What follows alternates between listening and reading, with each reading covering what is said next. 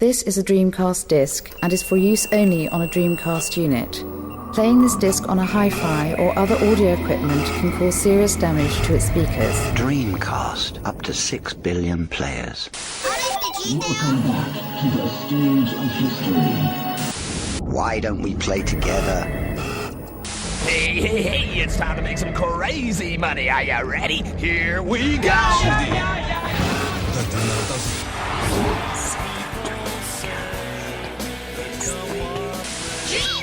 Please stop this disc now.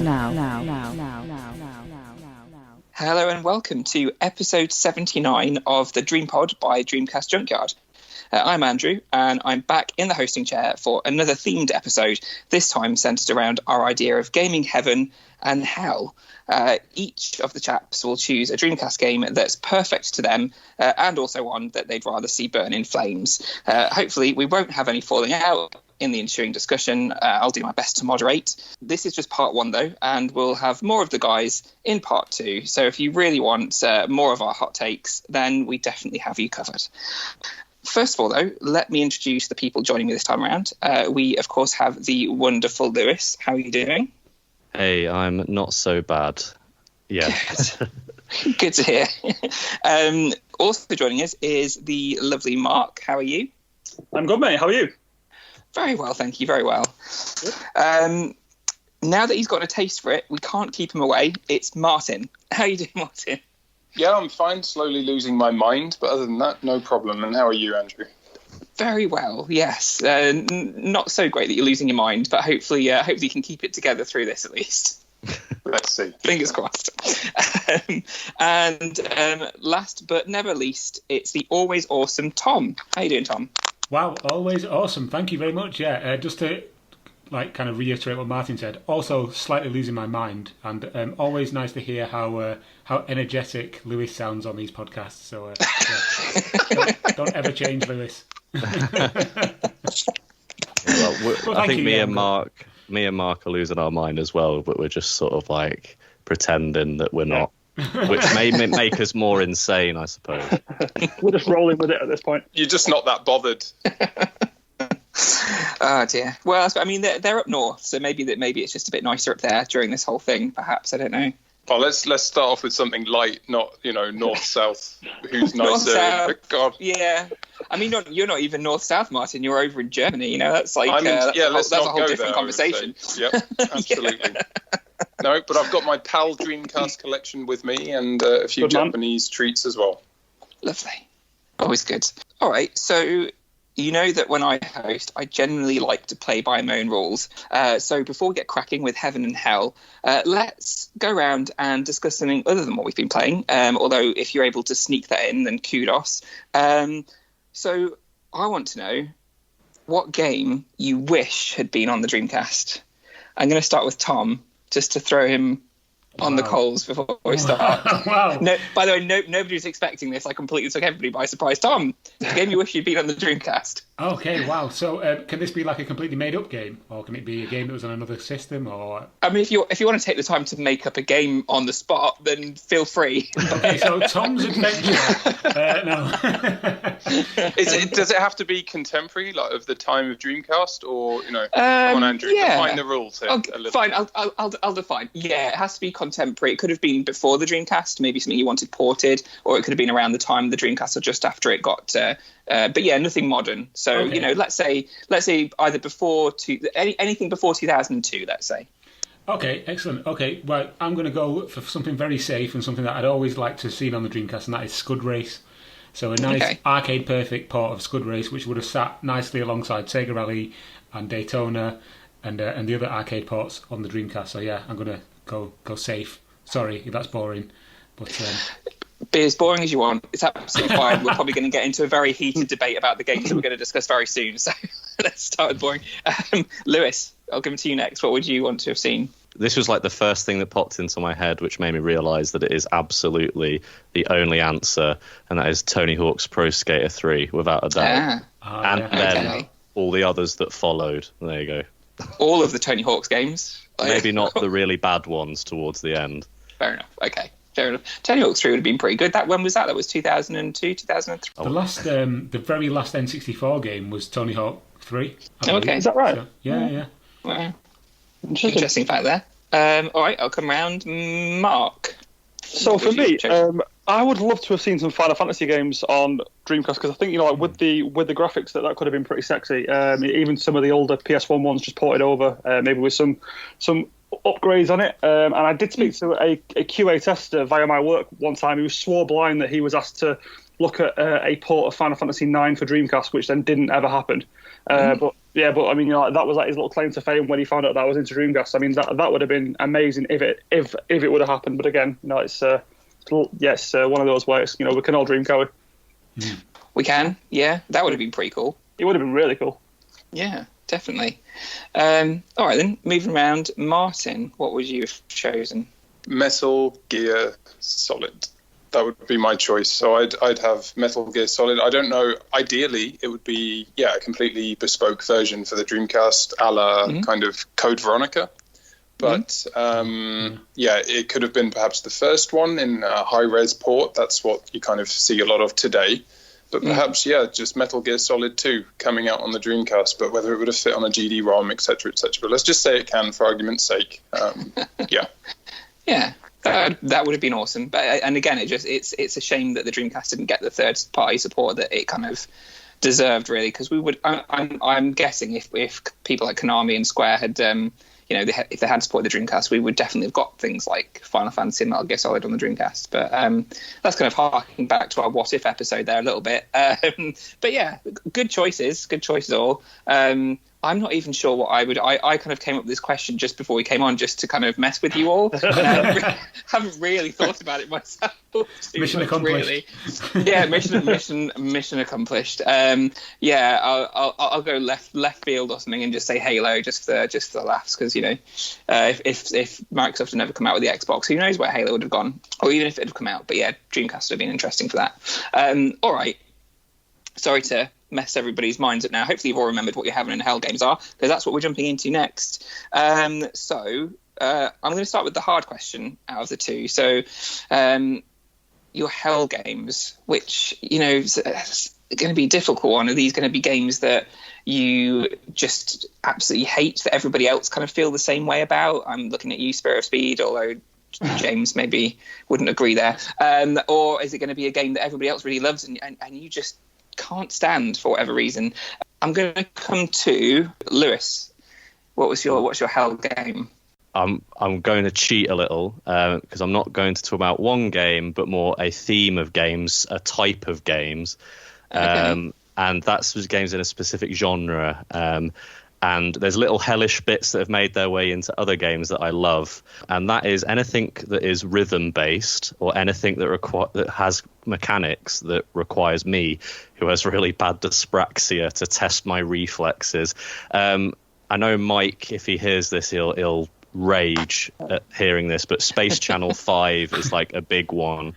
An absolutely awesome, excellently presented game, but frankly, like when you're playing it and the viewer rating keeps going lower and lower because I fuck everything up. That's not my idea of fun. And I wish I could see more of that game. And the worst part is, from what I remember when I last played it, it actually like goes all the way to like the boss and then tells you your crap right after you've beaten the boss. So it takes you all the way to the end of the level and then is like, nah, you suck. Try again, which is like really soul destroying. Greatly presented game, but not for me, unfortunately, because I find it so difficult. And then other things that have kind of seeped their way into games I love, and one in particular is in Shenmue 2. There's these things called freeze QTEs, freeze QuickTime events, where it'll like pause like a cutscene, and then it'll hit like 4 buttons all really quick, and you have to react instantly to just get these prompts in. They're like much faster and require more buttons pressed than like the normal QuickTime events, which I'm normally all right with. And the worst part is that these often appear during boss battles. So you'll be like fighting a boss and it'll come up with one of these prompts. You'll mess it up, and then the boss will take like a load of health off you, and then you just end up dying. So there was times when like I'd be nearly beating a boss, and then he'd just hit me with one of these quick time events. I'd mess it up, and then he'd destroy me. I'd have to do it all over again. So, yeah, anything that requires my reflexes to be tested is hell to me, and that is my answer. Okay, very interesting answer. Anybody got a comeback for Lewis here? Are they really mad like Mike might be at his hatred for Space Channel 5? I think Mike's just like screamed it out loud somewhere, but has no idea why. Oh, that's what that sound was. I heard it in Germany. I was going to say I actually agree wholeheartedly with that contribution. Yeah, I've never been a big fan of those kind of games. Like I remember back when things like Parappa the Rapper came out, and I kind of played it, and I was just like, everyone's raving about this, and I'm thinking it's just a copycat game. I don't see the appeal. And then when things like Space Channel 5 came out as well, I just again marvelled at the graphics, but just didn't find the gameplay to be in any way fulfilling. So yeah, Lewis, I totally agree. Well, yeah, like I don't mind so much the sort of like the fun music and all that. It's just the fact I suck so hard at it. Yeah, from my side, I would say I empathise, so I can kind of, and I understand what you're saying. You know, it makes complete logical sense that essentially you suck at it, so therefore you don't like it. So that's fine. Yeah. But in a more empathetic way, I might rephrase that. But generally, I'm kind of split with these games. So I remember the hype around Parappa the Rapper. I never actually played it or anything. I wasn't interested in this little dog, and that's all I remember from it, the kind of 2D cartoony graphics. And it looked quite cool, but it was all about the PlayStation, and I was on my Saturn at the time. And it was extremely popular, and there's a whole kind of this Dance revolution and these games in the arcades with all the foot dancing and everything. Those are hugely popular. I mean, in Japan, they play them today still like crazy. And they're even popular in the West enough, you know, these games. And I remember I do have the Konami dancing mat and all this kind of stuff. I've never used it. But yeah, those games I'm not a huge fan of. Space Channel 5, there's something just weirdly, I don't know, that captures me a bit more with that particular game. But with Shenmue and kind of these quick time events where, yeah, you're kind of reflex tested, I do actually enjoy those aspects. They can be frustrating and they're unforgiving for sure. But so I understand that, and yeah, I wouldn't want a whole game based around that, but they can be enjoyable. Yeah, kind of agreed from my side as well. Like, you know, it's not usually the kind of games that I go out of my way to play, but like I say, you know, there are a few, Space Channel 5 being one actually, and Samba de Amigo being another, again, rhythmish type thing where I do really enjoy it. But yeah, the quick time ones do catch me off guard, and I'm usually pretty crap at them. So yeah, it's one of them where I could take or leave it really. But yeah, I definitely get your point. I just remembered, actually, while Lewis was talking, you immediately made me think of this amazing Nintendo DS game, which I'll only briefly mention, which is called Os Tatake Oendan.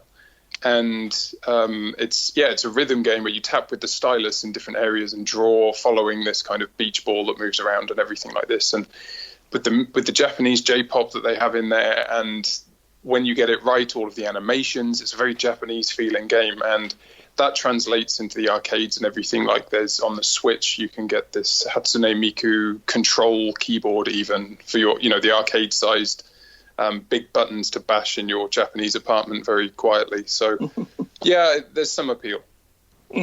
Yeah. Just listening to that, we just need to get Martin to come on and do an episode completely in Japanese, just to listen to him speak Japanese for a whole episode. I feel like I've had Lewis's experience almost with Space Channel 5 in that I mean, I've said it before, I think, but I'm a huge Space Channel 5 fan. I've completed the game probably about 20 times because it's so short, and I enjoyed it so much that I just kept going back to it. I'm not a huge rhythm game person usually, but something about Space Channel 5 in particular spoke to me. But I almost feel like I've had Lewis's experience in that I tried to stream it a few months back. I was doing like a stream of different Dreamcast games, and Space Channel 5 was one of them. However, I had it set up in such a way that I was watching the stream version in order to play it, and then listening to what was actually happening. So there was like a delay. So I was just absolutely, I could not hit the buttons at the right time.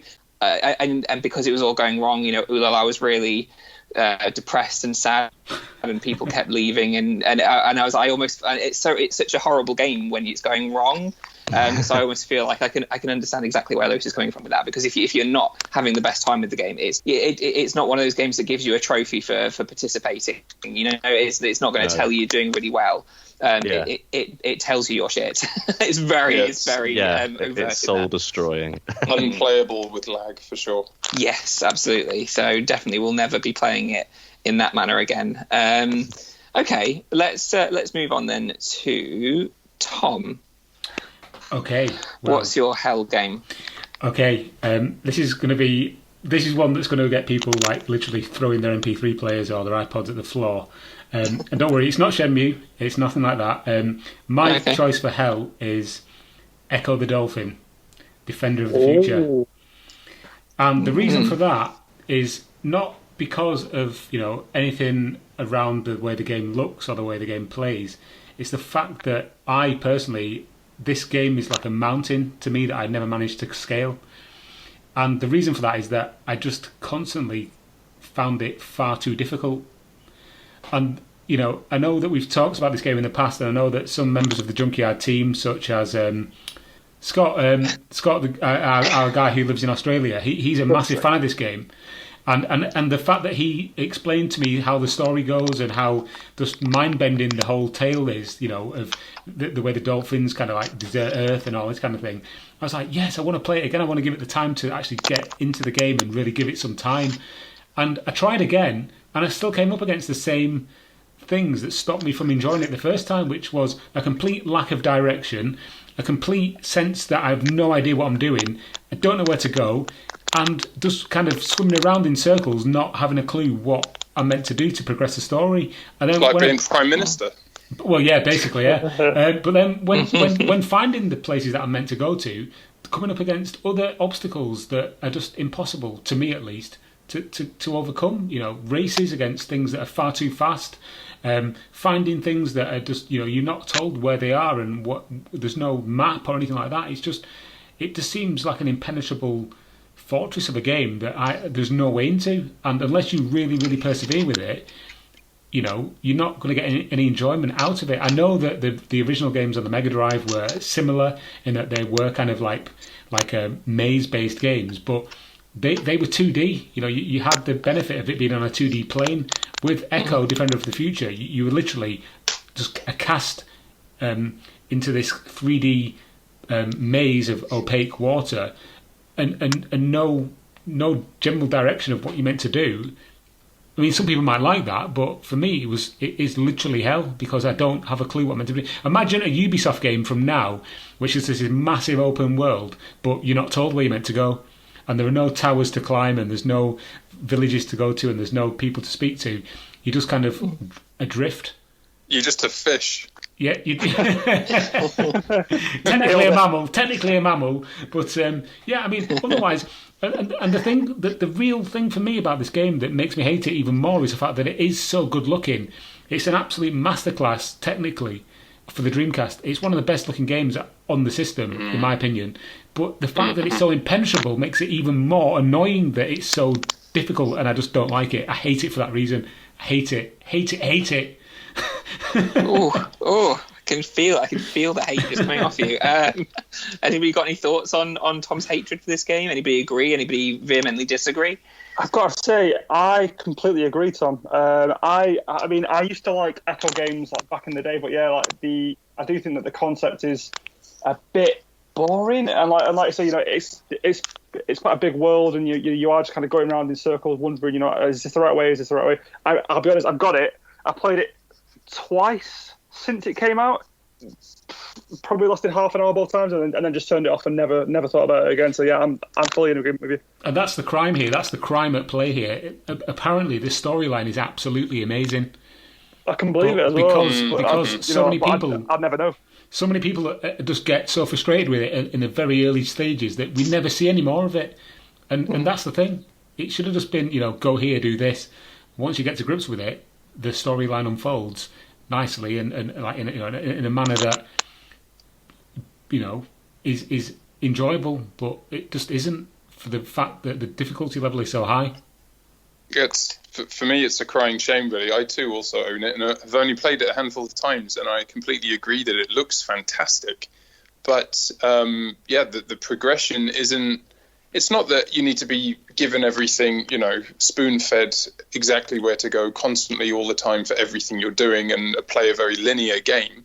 But it is too open and too kind of guideless and aimless almost. And that you can lose interest in it. You play it for 10 minutes and 10 minutes of frustration and you think, sod this, I'm going to play something else. And it's a shame because on the one hand, I'm really pleased it exists. Because it's a lovely idea, and I'm pleased that making games like this now is, from my perspective, is the kind of arena for the homebrew. It's not really big budget games are being made for this now, and they don't get the recognition. So I'm pleased that it exists, but on the other hand, it's a missed opportunity, if anything. Fair. Lewis, you've been very quiet there. What are your thoughts on this? I've not actually played this game. It's one that always pops up on eBay or whatever, and I see it and I'm thinking, that's cheap, I'll get that, and then never do.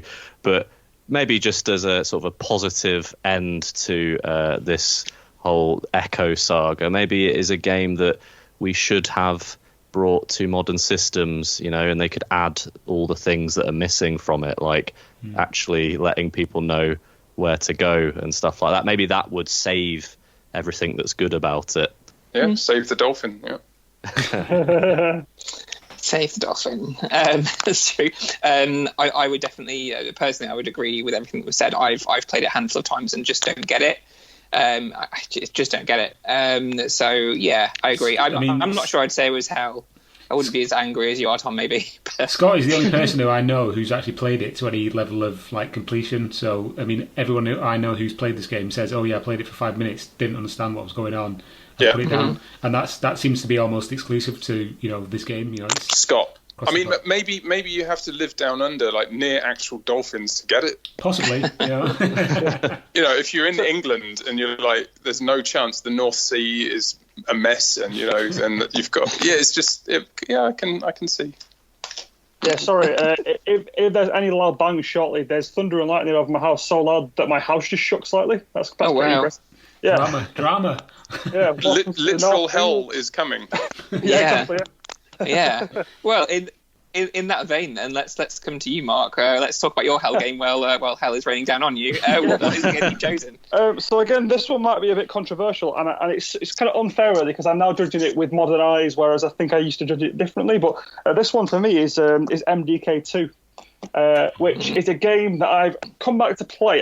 Because I definitely completed it back in the day, and I've not played it much since. And I came back to play it for YouTube for my channel quite recently, and it was almost unplayable for me. And I think this is a game where it just misses that right thumbstick. I know there's so many games that are in that vein, but I really struggled, and I don't remember ever struggling that bad. It may be that I've either got significantly worse at gaming, which is very possible, or this is a game that hasn't aged quite as well. But nothing against the story, nothing against the kind of setup or the graphics or anything like that. But the actual controls and gameplay were horrendously difficult, and I plowed an hour into it and didn't really get much better.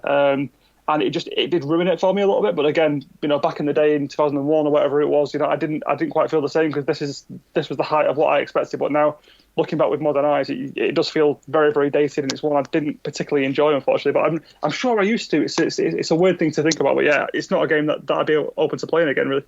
Yeah, no, I again, Mark, I would agree with your sentiment. This is a game that I did find very difficult back in the day. I played it again recently. I say recently, maybe about a year ago, and did feel like it was a proper slap in the face at how hard games were back then. And it's indicative. It's weird that I could get further then than I could now. As an older gamer. It's strange, isn't it? So strange. Yeah, literally the first level. It was like I'd never picked up a controller before. It was like I was that bad. It's I really agree and get what you're saying. I think so much of gaming now uses this arguably intuitive two-stick controller, where you move a person with one and the other one moves the camera and the viewpoint, and that now is so ingrained that you find yourself reaching for it when you play a game. And with it missing on the Dreamcast, you don't have that muscle memory that you had 20 years ago, where that didn't exist. So you would just play it how you would play it, and you would be good at it. Now we're kind of retrained, if you like. Our brains think differently with regards to the input for a game. So this happens to me constantly when I play Dreamcast 3D games, some more than others, where I want to move a character around, and then I'm thinking, like I playing Headhunter a few weeks ago for the last podcast a few weeks ago. That was one of those games exactly where I thought, I just want to see round this. I can't see round the corner. Yeah. And it totally changes the way that we're used to gaming. So yeah, really good show. Lewis, is this one you haven't played, or do you think differently? You're right there, but I can understand where people are coming from. I recently got and played Mac and X, and while that game is fairly all right as far as playing it with modern eyes, I was finding it to be just slightly frustrating in a way that I just thought, if only this had the right analog stick, it would have just been so much smoother. I think we've really been spoilt with such good control, in recent last decade or so. I do remember this in the name of this game, though. Was there a HD re-release at some point? I think. I mean, it was definitely on PS2 and it was on PC as well, as far as I remember. I wonder if the controls were changed at all. It's something to look for. Yeah. Good point. Yeah, I was thinking the same when you were mentioning Headhunter, Martin, because they released that on the PS2, and obviously the PS2 had dual sticks. I'm not sure if they changed the controls for that. I doubt they did, but it'd be interesting if they had done. If I may just make a final comment on MDK2, it almost strikes me as being similar to Echo in that, even though it's an amazing looking game and the aesthetic is fantastic, and I love the comic book kind of stylings of it, and you've got the different characters that you can play as, and the world building is just phenomenal. But it's just the execution and how difficult it is, and you'll be running through levels and things are shooting you. You don't even know what's shooting you. Do you know what I mean? And it's just what? What's happened? Yeah. There we go. Another game from hell for some of us. I'm sure we're going to have some comments about these hell games on Twitter and Facebook. These are subjective opinions, I will add, although we do seem to have agreed fairly unanimously so far on most of these. So that brings us on to Martin. Martin, what is your game from hell? So my game that is nothing more than useful to purchase for the PAL case harvesting that needs to happen until the hinges break, is this is quite a well-known game, actually, I would say. So, but it's controversial because of the pick. So this is Sonic Adventure. Get out. And I can justify this outrageous sentiment. I can already hear the tweets coming in. So for me, I was a huge Sonic fan from, 1992, when I was like 9 years old, all the way through until Sonic Adventure. And I was a fan of Sonic Adventure at the time. But my issues with the game actually come more from playing it today and everything subsequent that's happened. So Sonic Adventure was, we got nothing on the Saturn and we got Sonic Adventure on the Dreamcast, and I enjoyed playing it. But actually, even at the time, the camera was out of control and crazy. And if you try and play it now, it's a challenge to go back and play this game.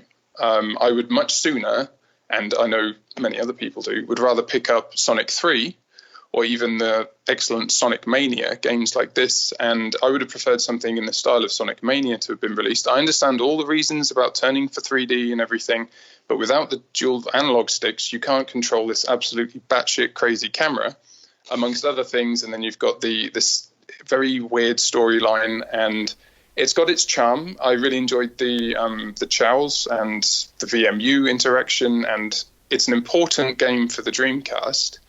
But it also defines when, in my view, Sonic started going into this extremely weird 3D Sonic game that hasn't, to my mind, really found its footing after all these years. After 20 years, 3D Sonic is still this kind of dream in our head of something that might be. And then we're given a 2D Sonic game and it seems to be good. So for me, it's Sonic Adventure sits in this kind of kind of Dreamcast hell of a memory of what could have been and what ended up being.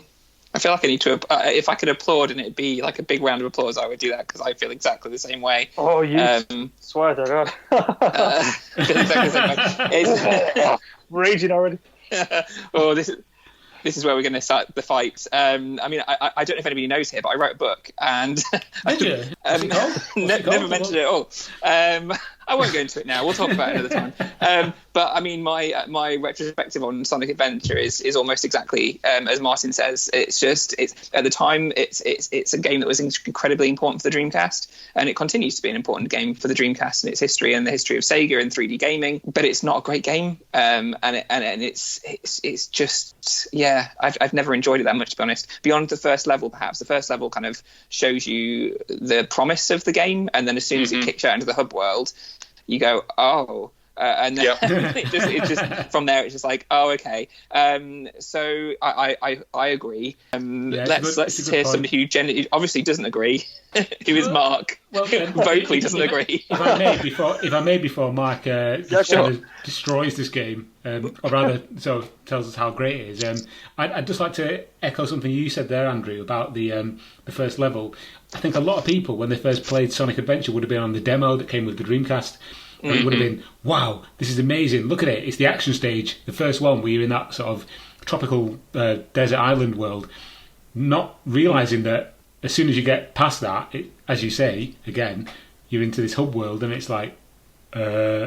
yeah, you're stuck in a swimming pool with people in bikinis stood around you. It's like, what is happening?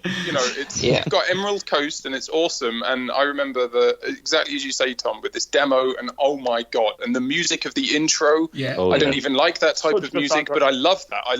And the soundtrack of the whole game, actually, I love, even though I wouldn't listen to that music separately to the game. For some reason, it just works. It all works. And then, you're kicked into this hub and you're like, what? And then you've got to run around, find these orbs, and then this person tells you, it's just, what is happening? Anyway, continue. Sorry, I'll give the floor over to Mark. Okay, you're all wrong, and this is a fantastic game. No, I mean, you know what, the camera angle thing, I completely get it. I play this semi-regularly, and, I do get the cameras a bit all over the place, but I think, it was still, 3D was still struggling to fully kind of get its grasp at that point. This was the game that had gone probably above and beyond in what 3D could have been, and it pays for it a little bit with the camera angles, because it's almost like too good for what it could have been at the time. I also take on board the fact that some of the levels are pretty boring. Like, the first one is fantastic and most of the Sonic ones are. But then, I do get that having to fish with Big the Cat and even the ones with having to go around smashing bits up in order to get emeralds is a little bit boring. But for me, I think that this is actually where 3D Sonic should have stayed. I think that, if they would have carried on with the Sonic Adventure series and improved it, I actually think that the issue that they had is that they took some of the good bits of it but dropped some of the other bits to make the games afterwards that have since been not anywhere near as good. Like, the whole Chow thing, I think that could have been up there with, kind of like collectible Pokemon stuff or Tamagotchi stuff as a really sizable chunk of every Sonic game. There's something that comes with it where you collect Chows and you do whatever, which again was dropped, which I don't understand. But I mean, for me, it's literally, it's my favourite Sonic game of all time. So, it's one of them that I will defend. But I do get that people coming at it now maybe don't quite see it the same. But again, I'm looking at it slightly with nostalgia tinted glasses, because I remember being however old I was looking at that and thinking that this is the future of gaming, and that was like a kind of mind blowing moment at the time. But I mean, even now for me, I still love it, but I can see why people maybe don't. But it's it's still my favourite. That's quite the hill to die on there, Mark, I must say. It is. You made some really nice points there, and it was especially interesting that if they'd have made a Sonic Adventure 3 and improved things, then I might have different views about this game, but they didn't. This game is. I mean, I was going to finish the discussion on this by saying the road to hell is paved with good intentions, and that's exactly what this game is to me. It's a good intention of where 3D Sonic can be, and look at where we are now. And again, I can hear the tweets being written. Furiously. I like Sonic Forces, so there we go. Oh my god, get off this podcast! Get off this podcast! Oh my god. I think I'm going to send a tweet to you right now. Do it. So I'm meant to be moderating, and I'm like advocating for people saying you think. Golding. I'm goading. Lewis, any thoughts on Sonic Adventure? I have played this game, which is the only one out of all the ones we've gone over that I've actually played. To be honest, if I was a Dreamcast fan and hadn't played Sonic Adventure, you could kick me out of the podcast. That's another reason why it's a hell game, right? It's like, what's the best Dreamcast game? Everyone's Sonic Adventure. No, come on. Anyway, continue, Lewis. I feel fairly sort of, indifferent towards this game. I probably am more sort of tilted on the sort of scale of, I think it's quite good. I liked it, when I played it. It was one of the first games I got for my Dreamcast when I revisited it in around sort of 2010. And I think for me it was a bit of a different story because I'd played stuff like Sonic Heroes and I was going backwards. So I'd seen bad Sonic. Like I'd seen Sonic Unleashed and Sonic 06 and all these terrible games. I remember Sonic 06, by the way. Just like to apologise just on behalf of anyone who's ever defended a Sonic game. Sorry about that. So fucking bad. Yeah, I didn't really play any of the Mega Drive games until later on. My 2D Sonic was Sonic Advance. Those are the ones I'd played, and so I went onto this and. I thought it was really cool, and I think maybe the fact that I'd seen the crap that had come after it kind of helped to sort of save it in my eyes. I thought it was it was a cool game. I think Sonic Adventure 2, they made you play as certain characters, so you had to do the Knuckles bits, whereas I preferred in Sonic Adventure 1 you could just play Sonic's story and that's who you got to play as. All the levels were built around him. You didn't have to play any of the other rubbish. So I enjoyed it, and I wish more Sonic games were like it actually. Anyway, I've always liked you, mate. I've always liked you. We've got very clear factions going on at the moment with this. It's kind of brought out the worst in some, and no, just the worst. We're going to do Heaven next. I'm just going to go back in reverse order, mostly just because I want to hear what Martin's Heaven game is as opposed to what his Hell game is straight away. Right, my Heaven game, hopefully it's no one else's, is Grand Theft Auto 2. Interesting. And the reason it's GTA 2 is I think it's an absolute unsung hero on the Dreamcast. I had a play on it again recently. I remember loving it at the time. I'd at that time played, of course, Grand Theft Auto 1. Ironically, it was a pirated copy of the game that I was playing on PlayStation. And then there was, of course, this the London upgrade, and there was another add-on pack for the PlayStation. So I played those games and loved them, and everything was all about this and where it would go. Grand Theft Auto 2 on the Dreamcast looks absolutely superb. The graphics are just perfect. If someone were to make a game in this style right now, I would happily. I mean, you'd hope it would come out on the Switch or something like that.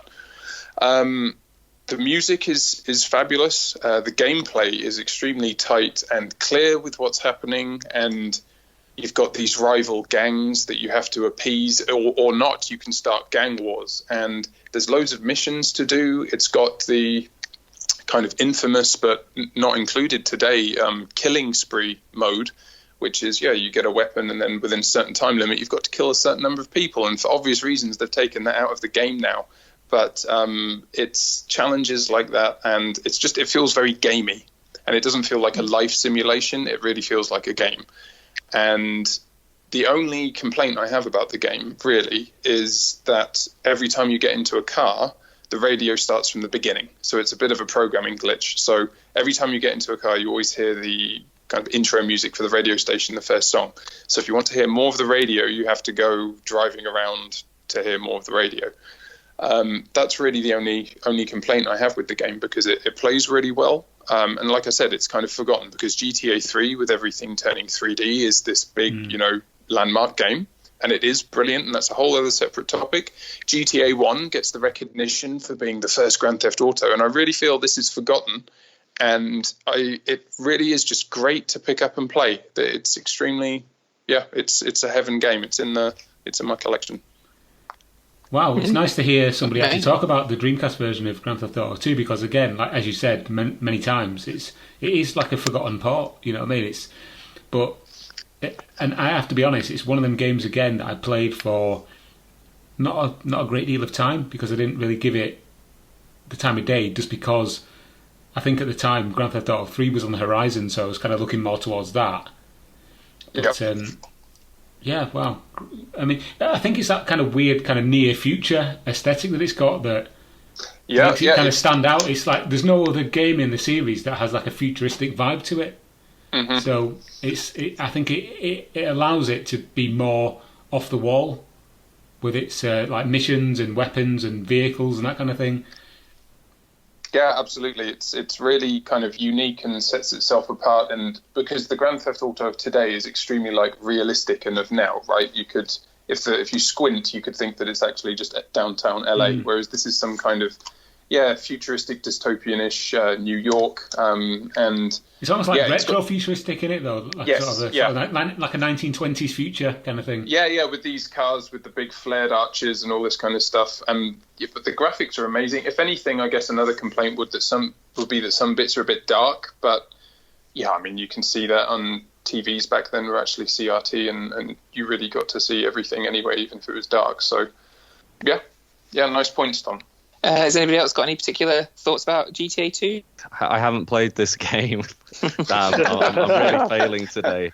And you know what? It actually kind of feeds into what Martin said. I'm guilty in the fact that probably looking through lists of games on the Dreamcast, I saw this and thought, well, that's not the same as GTA 3 or Vice City, and I haven't touched it for that reason. Well, but now I'm actually, I'm going to go seek it out. So appreciate the recommendation. Yeah, I'd love to hear your thoughts on it once you've given it a go, because it'll get overlooked now because if everyone wants to play the retro GTA, they'll just download GTA 1 from wherever, right? Play it on their computer, and if you want to play GTA 3 or 3D 1, then you've got the current stuff. So this will be totally overlooked. So I'd really be interested to hear how you get on with it. What about you, Mark? I mean, I'm not a massive fan of Grand Theft Auto games generally. It's not my kind of game usually, like the more modern ones. But I did really enjoy the first 2 or 3. And this is one that I have got, and I do go back and play every now and then. I just think it's a really solid game, even now. I do. Like I say, the modern ones have lost me a bit just because it's just, like I say, there's nothing wrong with them. I'm aware that they're incredibly successful, but it's just not for me. But these ones were a bit more simple and, like you say, it's a bit more gamey, and that's probably the best description that anyone could have given earlier. It's just really nice to just jump in a car and just go around smashing stuff up. That's basically, that's. I rarely do the actual missions. I just cause havoc and then turn it off. So, story of my life, really. I've just opened the box and had a look at the manual, and I know that in the new GTA, it comes with this huge, big fold-out map that you get, right? And then you look at that once or twice and maybe put it away because it's all on the computer. But I just opened this, and on the first page the second page of the manual, it says, if you want to imagine the future, imagine a boot stamping on a human face forever.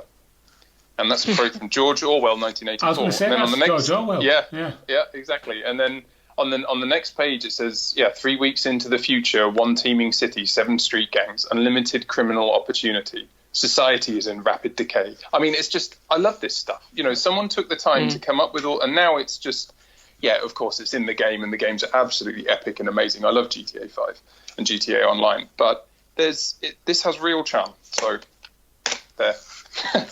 There. Yes. No, it's definitely made me want to seek out and play it as well. So I think I played it on the PS1 back in the day, but the Dreamcast version sounds like it should be something that I should own. So I will see if I can find it, and hopefully it's not crazily priced on eBay at the moment, but we'll find out. All right, then. Moving backwards again, I think the next person would be Mark. So Mark, what is your idea of heaven on Dreamcast? So this is Looney Tunes Space Race. Yes. Yeah.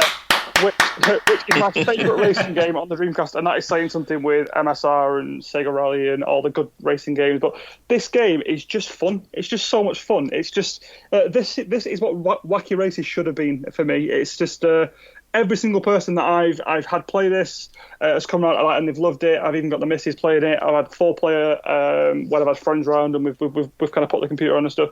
It's just so much fun. I mean, Looney Tunes just as a concept, I mean, you can't really go wrong anyway because that's just awesome.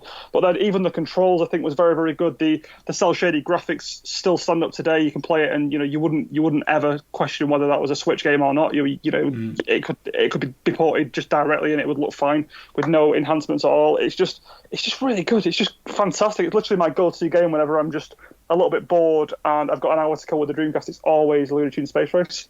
It's genuinely fantastic. Anyone who's not got it, because it's not, I wouldn't say it's massively well known. It's definitely one that's worth picking up. It's not that expensive, and it's just great, really good. Yeah, I love it. I love the fact that it's a kart racer, but it's almost like a mixture between Mario Kart and Wipeout, because it's kind of these like futuristic floating vehicles, but with like this kart racer aesthetic. I love the weapons as well. There's one where this kind of piano drops, and then a second later the little statue falls and just like rests on top of the piano. It's brilliant. It's got a great sense of humour. Yeah, like I say, all the weapons are so good. It's proper Acme, like Looney Tunes weapons. So it's things like a boxing glove, like on a stick thing, and then you've got elephants dropping from the sky and splatting people, and safes, and then they come out of the safe and stuff like that. What about the hole? You can drop a hole, can't you? Yeah, just like a black hole. It's fantastic. It really is. Mark, I remember you playing this on your stream on Christmas Day, I think. Oh God, yeah. Yeah, so I know this game will always remind me of that now, because again, I've not got this one either. So yeah, it reminds me of your stream. So and it looked really good when you were playing it. So it's I can just, at least from watching you play it, it looks like a lot of fun.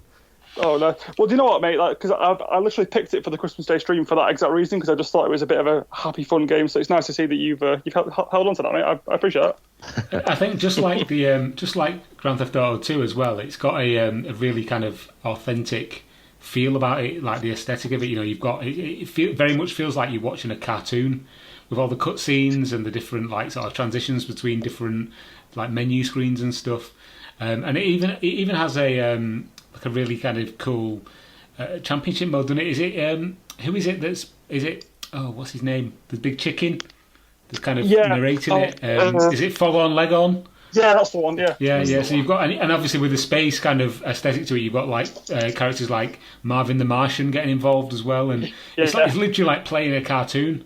It is fantastic. I love this game. And like I know you mentioned Wacky Races earlier on, but Wacky Races is kind of diluted because it's got that whole kind of hub level.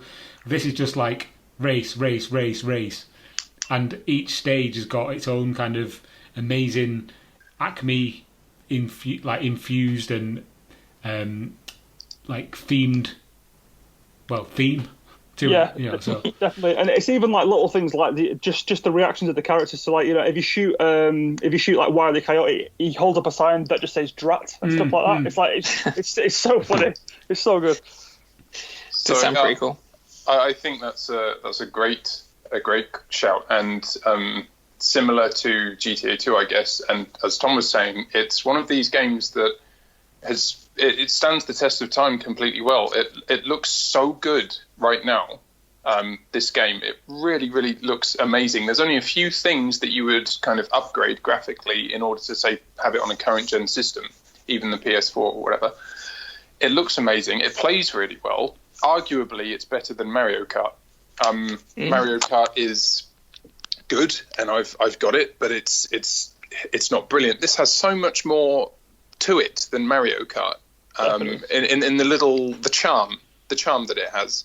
I mean, Mario Kart's got its charm, but this is so good that it's for me. If I could play this instead of Mario Kart, then I'd be choosing this. If for nothing else than just Mario constantly shouting his name out. But I think it's a really, really good game. It's really fun, and it's something that, if I think about the year 2000, turning 17, 18, and I bought Looney Tunes Space Race, but we had such fun playing that. It's just a fun game. So great show. Yeah, I read something recently. I can't remember where I read it. I'm sure somebody will tell us. But it was an article online about how this actually started as an N64 game, and there's very few shots of it as the N64 version, but it was like it was like kind of ported over to the Dreamcast quite early on in its life. So maybe it was because they thought, well, if we put it on the N64, it's not really going to get many people playing it, because obviously they've got Mario Kart and Speedway, Mickey Speedway, and all that kind of stuff. So yeah, it's interesting that it was originally an N64 game that kind of was pushed onto the Dreamcast and then became the success that it inevitably came on, eventually came on to be. Yeah. Well, so they're actually releasing new Looney Tunes cartoons in the very, very near future. So I'd love to see this, with a sequel. I mean, fingers crossed, because that'd be awesome on modern consoles. Very cool. Again, like GTA 2, I don't have this game, and in fact, I've never played it. So unlike GTA 2 that I'd played, I've never played this one. Sounds like another one I'm going to have to pick up. So this whole section is just going to be me going, oh, haven't got that one. I'll have to grab that. I'm just going to be spending a lot of money, apparently. No, I think it's cool, though. I think it's cool that the games that we've chosen are things that are a little bit unusual, so that maybe people will go off and go, oh, I didn't even realise that existed, or I've seen it and didn't know what it was like. So, yeah, please. Yeah. Absolutely. Yeah, it's sorting out who's the shill, and pretending that they're into the Dreamcast and who really.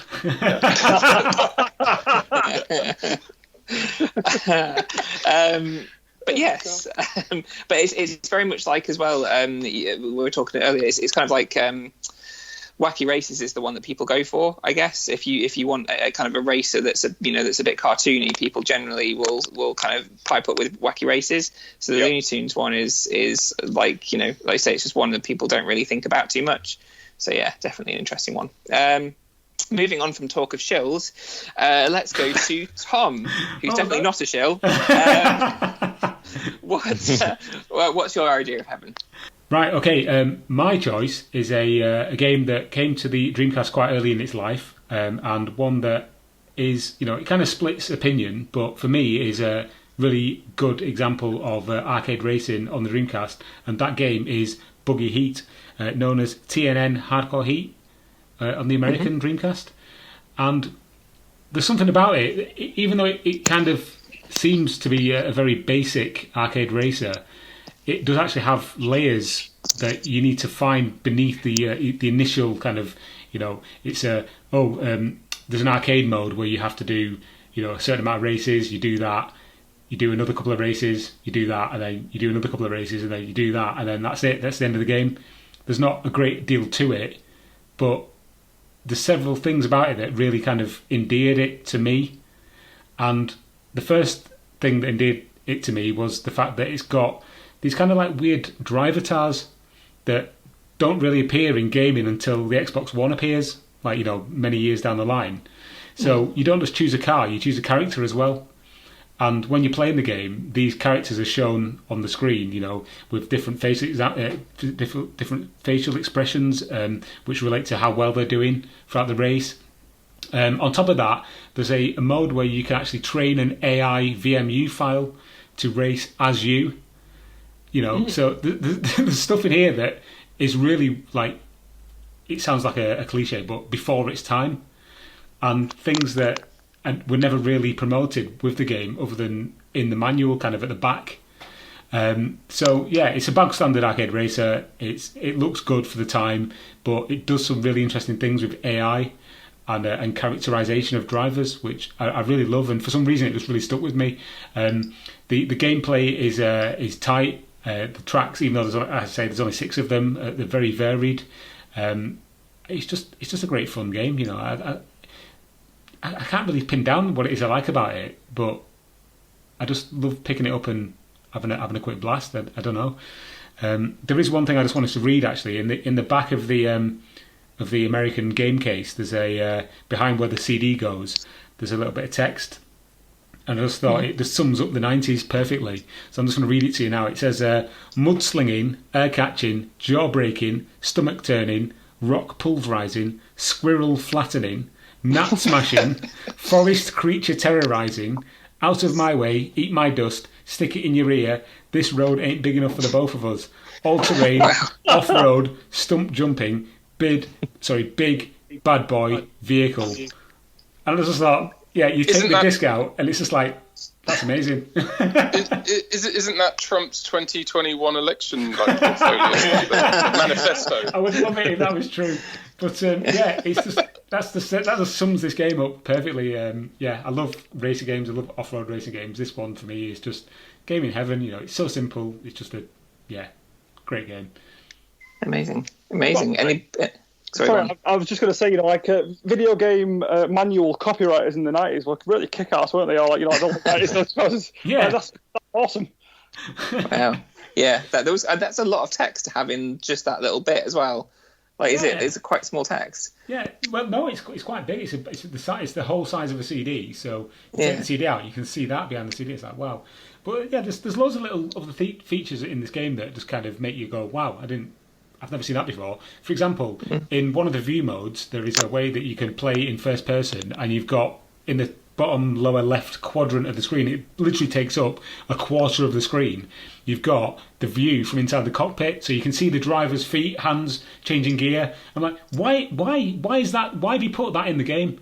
Because it does not help in any way other than to take up real estate on the screen. That's exactly what I was going to say. If you hadn't have mentioned it, was this extra camera view? Because to me, I agree with everything you said, Tom. Really unique game, really great fun to play. I love playing this. It was really good fun multiplayer as well, but even the single player races are really good fun. The handling is extremely tight. The graphics are great. You've got this kind of almost micro machines-y type, choose the character rather than the car type thing going on, as you said. And then, this camera view, I really remember this sticking out because, as you say, remember you were in 4:3 back then. It wasn't widescreen gaming even, so it took up a huge amount of the screen.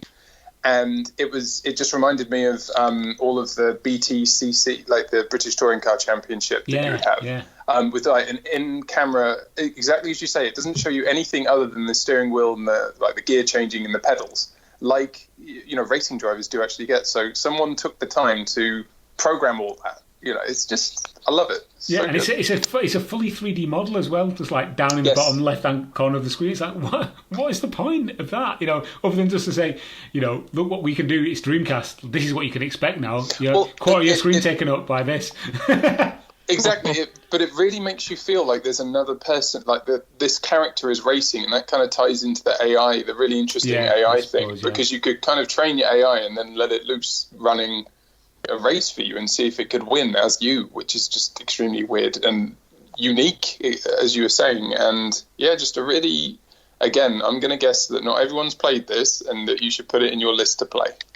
And there's a nice, as I said, there's only 6 tracks, but the thing that stands out to me is that the tracks, they all have different terrain. So one minute you'll be racing on tarmac, the next minute you're racing over sand dunes, then you're in mud. It's not all one kind of terrain per track.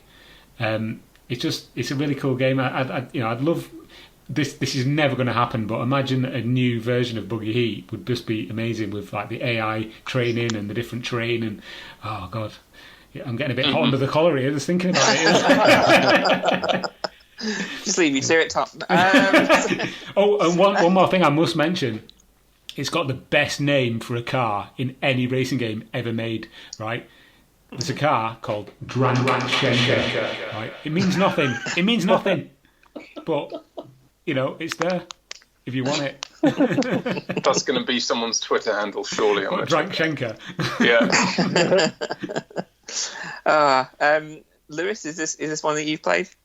You can just move past me at this point, Andrew. Yeah, to be honest, me and you in this, we are the riches from Dreamcast years at this point. We're just the people who haven't played anything. Hey, Andrew, you've been too nice. You've played at least like 2 more games than me. Don't drag yourself down with me, man.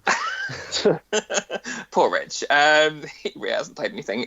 Mark, have you played this one? I have. I don't actually own this one, but I played it back in the day. I remember. I just remember this game being really, really, really pretty at the time. Like when it first came out, the graphics were really, really good, and racing games generally are kind of my bread and butter. So yeah, it was one I really enjoyed. I'll be honest, I don't remember a lot about it other than the fact that that we used to play it a lot, and it was one that I used to go back to over and over, but I've not played it since. But I'd certainly echo a lot of Tom's points about it's just a genuinely fun game. It's just one of them ones where even now, I've just jumped on YouTube just to kind of refresh my own memory of kind of how it looks, and it still looks pretty even now. Like it's similar to Space Racing. If someone ported that to the Switch, I wouldn't question it. I really wouldn't. You may do on the other ones, but Switch certainly, that'd be bang on. Yeah, it was really. It's very much a game that kind of screams Dreamcast of the era. Big polygonal tracks and big polygonal tires, and just like this is what we can do on this system. Have a look at this, and it's just like, wow, that looks really good. Even as you say, Mark, today it looks really good. Really good, yeah. Yeah. So. That's pretty impressive as well, considering it was a launch title as well. Yeah. So one tiny little thing as well I wanted to mention is that on one of the Dreamcast Express demo discs, there's a very early version of it, like a playable demo that's completely different to how the actual game turned out. So if you are if you're into like Dreamcast esoterica, check out the version on its. Let me have a quick look. It is. The Dreamcast Express Volume 1 disc. If you get hold of that, have a play of the Buggy Heat demo on there, because it's completely different, and it shows how the game changed, from when it was a very early tech demo to how it eventually came out. So, yeah.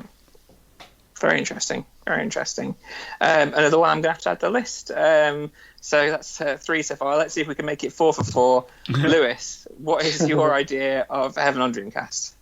Okay, so I want to actually use Martin's term. I want to steal his term, the unsung hero term. It's a very good term, probably for a lot of the games we've discussed today. This is a game that I'm a bit ashamed that I hadn't played it until December last year, and that's Dynamite Cop, which personally I feel is like a masterclass in what a great Sega arcade game is. When you look at all these lists on all these websites that aren't the Dreamcast Junkyard, because I'm sure we've covered it, and Tom could produce an article right now for us if he wanted to.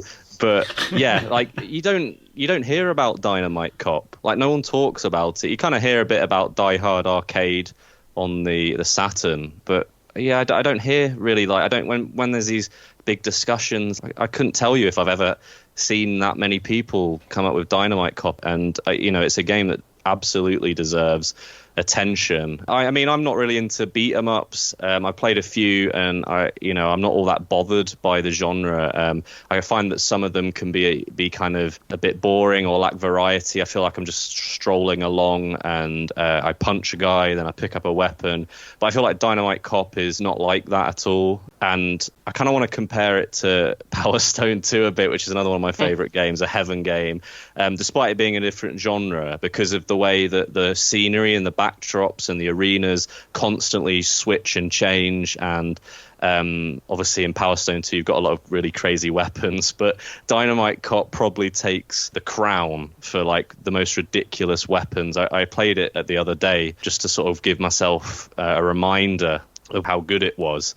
And I recall using a giant tuna fish as a weapon, a urinal. There was a bit where I was in a casino, and the guy grabs one of those coin bowls that you have like the tokens in. He starts like throwing them at the enemies. And there's the best one is this rocket launcher that when you fire it, it creates like a giant mushroom cloud, and your guy is like 10 centimeters away unscathed. It's like completely ridiculous. The tone kind of reminds me of the original Time Crisis, another game that's in a completely different genre that I'm calling as like reference. But the way it's like really trying to be really serious, like you've got to save the president's daughter and take out all these terrorists, but then like in Time Crisis you've got like random blokes flying around with Wolverine claws and a guy with like a gun for a hand. But then like in Dynamite Cop it probably takes that even further. There's like, I remember there was this one bit where you're fighting these guys in an ice stage and they like slide towards you on their bellies like penguins. It's just completely bonkers, but it tries to act like it's quite serious. But apart from the crazy spectacle and the gameplay, which is just generally really fun, I think that one of the things that kind of elevated it to this heaven game status in my head was that it's one of the older games on the Dreamcast, and I don't think many games have the privilege of having what Dynamite Cop has, and that's like pretty spot on controls. Like, I had no gripes with it. We were talking, like Mark spoke about MDK2, going back to that and just finding it really difficult to play. Like, this one, I had no issue with it at all. And a lot of games, even really fantastic games on the Dreamcast, I don't actually think they have the privilege of having controls that have aged as well as Dynamite Cop. Even like Zombie Revenge, which is a similar kind of game, doesn't control nowhere near as smoothly, I found. So if you like Sega arcade games, this is great, and it's multiplayer, which is probably the best way to play a game like this. So yeah, Dynamite Cop is my idea of heaven. Great choice, yeah. Just on the topic of multiplayer, the bit at the end where you is it going to be a spoiler? Can you spoil it? 20-year-old game? 20-year-olds. Okay, spoiler alert. If you play it in 2-player, you get to the end and you've got to fight each other, and it's just like, yeah, that's cool. That is pretty cool. I've not actually played it 2-player, so I suppose it was a spoiler. But sorry, mate. But now I want to play it 2-player to do that. So yeah, and then my friend not know, so that'd be even funnier. It's the kind of thing we would have read about in a magazine and forgotten maybe anyway. So it's not too bad. My question first of all, another great choice there. I love this game. Played it a lot with my brother. Superb co-op. I love the Die Hard arcade game on the Saturn. And it's exactly in this kind of, I don't know, it's a different era. It really is a different era. It's pre-9/11. Everything's lighthearted, stupid, and fun. And even if they're trying to be serious, it isn't really. It's like over-the-top dramatic, and nothing's too like realistic. It's just a total arcade joke of a game. But my question is, because you've picked a game for your heaven that also incorporates some of your hell problems, does it not? Aren't there kind of QuickTime event? There are, yeah. I thought about this. They warn you before the QuickTime events happen. They do. Okay, yeah. So that is their get out of jail free card, and that's nice. By the way, no, this wasn't scripted. That was just a question that I thought of on the fly, and a very nice answer there from Lewis. So. Yeah, round of applause for Lewis. It's not like in Resident Evil 4. I remember like playing that for the first time, and you put the controller down, because there's a cutscene, and then suddenly it's like, press this button. You're like, whoa, I put the controller down. This one will say like, I can't remember what it says actually. It says as like a warning. It's like, it kind of goes like bleep bleep bleep bleep or something like that, and you just know that when you're running around this corner that you're going to have to duck or jump or punch someone in the face or whatever. Kind of like referencing Echo the Dolphin and how there's certain things that you kind of think like, could they have not have put that in? Like, I feel like Dynamite Cop, like whoever made it, I think it was AM1, Sega AM1. I think they really thought, let's see how we can make this as fluid and as, painless as possible. They really thought of quite a lot of ways to kind of make it, I don't know, stand the test of time, I guess. Well, it's just classic kind of skill and arcade game. It's classic Sega. It's just this well thought out arcade game that ported basically perfectly over to the Dreamcast, and then So again, great choice. Yeah. Mark, is this one that you would agree with, or are you not as keen? No, yeah. Do you know what? This is a game I absolutely love, to be fair. I think it's this is when, I've always said that the Dreamcast is like when Sega was the most Sega for me. It was just a lot of their games had a certain style, and this one's exactly that. It really is the arcade perfect port. It's a game I go back to all the time. Absolutely love it. I think the graphics are good. I definitely get what you meant about the Power Stone comparison as well. Like, it's similar in a lot of ways, obviously, but with a different kind of vibe and stuff. But yeah, I honestly love this game. Like, I play it literally all the time. So yeah, nothing but good things to say. I completely agree with everyone. Nice, cool. I will say one thing, negative thing. Go on. Next time you play it, when the president's daughter comes up, just look at her. The character model for her is she's absolutely hideous. Like, we had different standards back then. All right. Different standards of beauty. She doesn't look human. I don't even think it's about standards. It might just be a Japanese sex doll or something. You never know. God. Well, there you go. I do have this one actually, so it wasn't 4 for 4. Not going to have to buy this one, but 3 games there that I'm definitely going to have to buy. And I do agree, Dynamite Cop is a very good game. And again, totally get the Power Stone comparison, the crazy weapons. I mean, Power Stone technically really is, it's kind of a mashup of fighter and beat 'em up anyway, isn't it? So there's that kind of element to it. But well, there we go. We've had 4 games that we think belong in hell. I'm sure that we've agreed on most of them. I'm sure there's one that's going to cause a lot of arguments on Twitter. Let's stay civil about it. It's Sonic Adventure is it's not everybody's cup of tea, but it certainly is. It certainly is some people's cup of tea, and we can understand why. It did a lot, and also lots of Heaven games there, which I think we can all pretty much agree are pretty awesome. And if you've not played them, go out and give them a look. So that's it. We'll do this again with some other people and see what their idea of Heaven and Hell is. But yeah, in the meantime, there is an abundance of articles on the dreamcastjunkyard.co.uk, probably some about these very games that we've talked about. So if you're interested in reading a bit more about these or any of the games or topics about Dreamcast, have a look at the website, the dreamcastjunkyard.co.uk. Also, you can join us on Twitter at the DC Junkyard. And yeah, of course, listen to us on the DreamPod. There's plenty of episodes now. This is 79, so you've got 78 other episodes to go back and listen to if this is the first one. And yeah, I think that's about it. Anybody want to? I was going to come to you first, Tom, about where we can find you, because I know you've recently come back onto social media, but not in any particularly massive way. Yeah, no, I've restarted my Twitter odyssey, shall we call it? But I've just used my old handle because it's also what I use on like PSN and Xbox, and I didn't want anybody else to get it. If anybody else was putting a random string of numbers in or letters even, and ended up taking my Twitter handle. So yeah, I'm at Tom Lee C on Twitter. Yeah. Awesome. Mark, where can we find you on Twitter or anywhere else on the internet, in fact? Yeah, so it's Maz Gaming, MAZ Gaming UK on Twitter and YouTube. I've got loads of videos on YouTube, mainly retro gaming, a lot of it Dreamcast. So if you if you're into Dreamcast, I'm assuming you are if you're listening to this, go on there and give us a subscribe. If they're not into Dreamcast, I don't know how they've stumbled across us. Exactly, yeah. certainly like 65 minutes in, I think, if you well done for getting this far if you hate the Dreamcast. Well done. And even if you're a shill, well done as well for getting this far. Yes.